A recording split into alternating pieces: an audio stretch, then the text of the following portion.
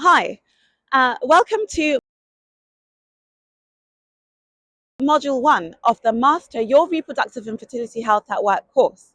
You're either a board member, senior leader, manager, or ambitious professional who has grasped the opportunity to ensure you take full advantage of reproductive and fertility health at work. In Module 1, we're going to discuss why reproductive and fertility health at work is a business strategic priority. Number 2, we're also going to discuss why reproductive and fertility health at work challenges impact employee performance, employee retention, as well as diversity, equity, and inclusion. Thirdly, we're going to give you the implementable secret sauce strategies that mean any existing reproductive and fertility health at work policies you have or any that you will newly form through this course will be implementable. So we'll give you the implementation strategies that will make a tangible difference to your full employee contingent. Fourthly, we'll also take you through established business cases of companies that have been implementing reproductive and fertility health at work strategies as what we'll talk to you through in this course. So these case studies allow you to get a firm grasp of what their successes have been and also how this success can be replicated in your environment, either for your full company, for your department, or for yourself as an individual. So let's dive straight into the course.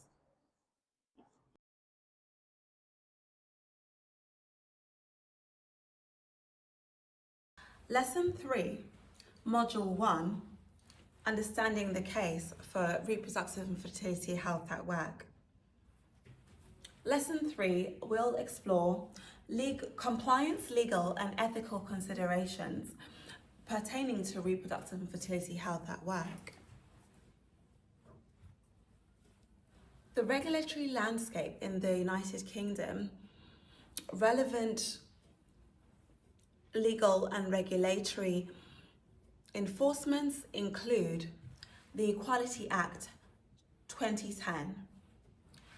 Within the Equality Act 2010, this covers employees from being able to, gives them protection from being able to be discriminated against for pregnancy and maternity discrimination, as well as sex discrimination.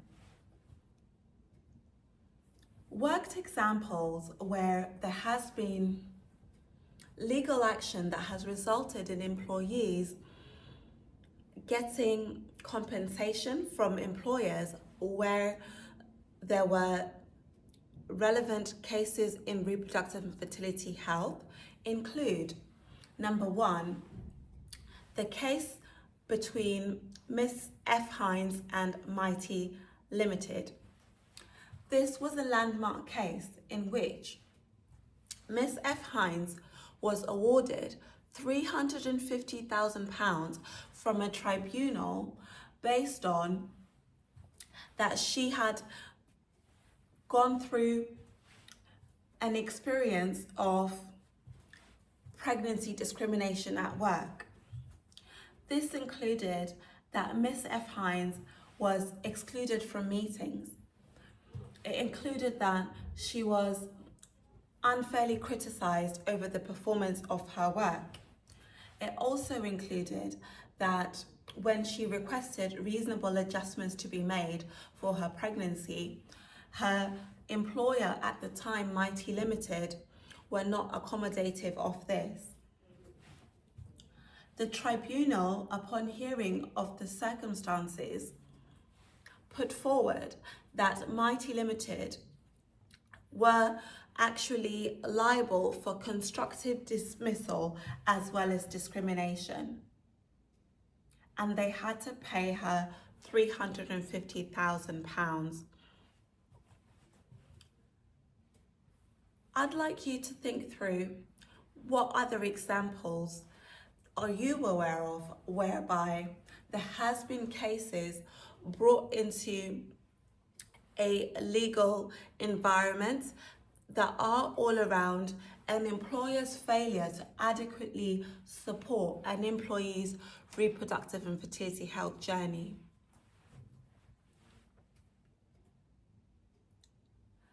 Another case study that we'll look at on this is one that was around the event medical group. The event medical group versus Leslie Coyer. In this example, a compensation of over £6,000 was awarded to Leslie Coyer based on the fact that she had experienced discrimination in the form of her manager asking her inappropriate questions in regards to the status of her pregnancy. The event medical group attempted to defend this by saying they were just asking about the status of her pregnancy. However, the judgment and the ruling in this case was that the nature of the questioning was inappropriate. And so this led to a £6,000 compensation.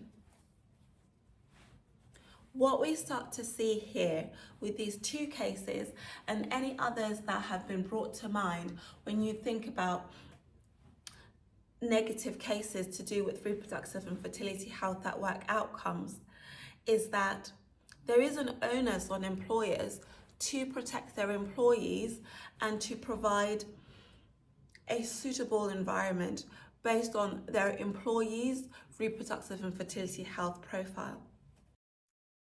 As we continue in Lesson 3 of Module 1, we are exploring the regulations that pertain to reproductive and fertility health at work, which are the grounds upon which, if as an employer, you're not providing adequate reproductive and fertility health at work support for your employees, you might find yourself in a sticky legal battle, which ends you up in paying a lot of compensation, as we saw earlier in the Mighty case. These additional regulations include the Employment Rights Act 1996, which is all about an individual's statutory rights to maternal leave, paternal leave, or shared parental leave.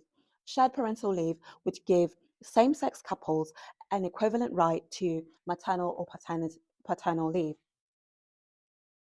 Additionally, we also see that there is the Health and Safety at Work Act 1974. This is all about the ability for an employee to request for reasonable adjustments based on their reproductive and fertility health at work needs within this particular context. What does this mean? If, for example, you're going through IVF and you need to do injections, hormonal injections, you can request this officially so that you're able to take the requisite breaks to do so. You may also put in specific requests for a room or other facilitation for these self-administered injections within the environment of your employment. Other regulation, which is pertinent to reproductive and fertility health at work, is the Flexible Working Regulations 2014.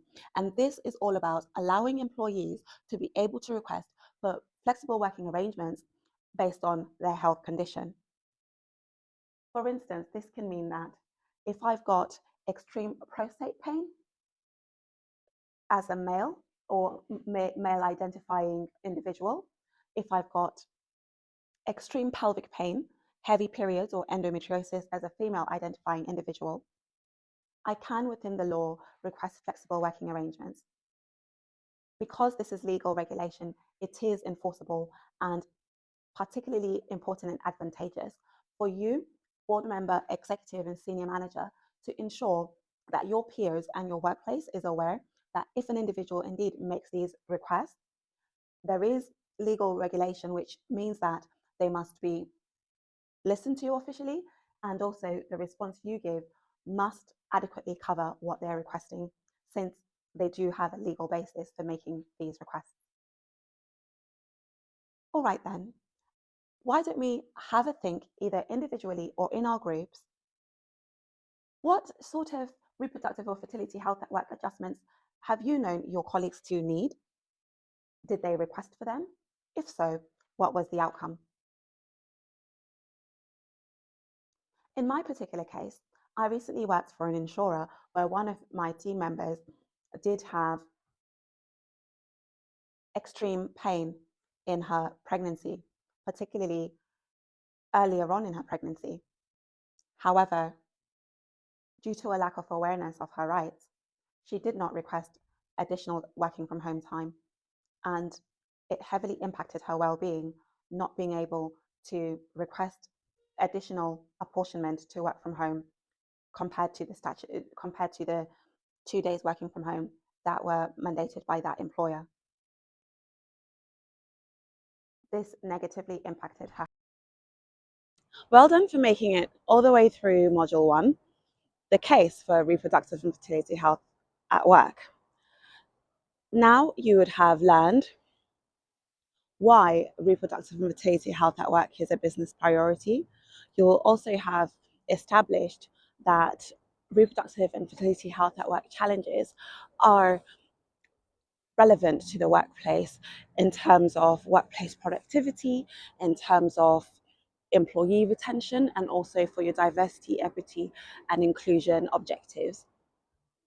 We've taken you through each of these components as well as shown you the practical, ready to implement strategies that mean that you will be able to see tangible difference in the workplace experience of your employees when you have completed this course.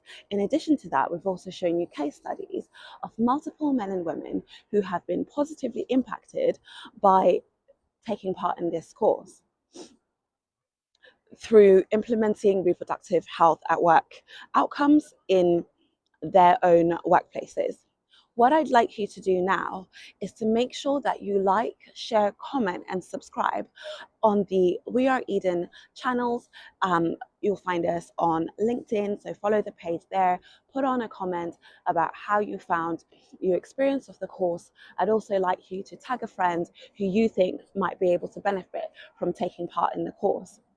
We'll see you soon in Module 2, where we start to take you through how to create relevant, future-proof documentation and associated protocols to get this version of the Reproductive and Fertility Health at Work guide going in your workplace, which will totally revolutionize the current approach to this and help you establish yourself as the leader for this work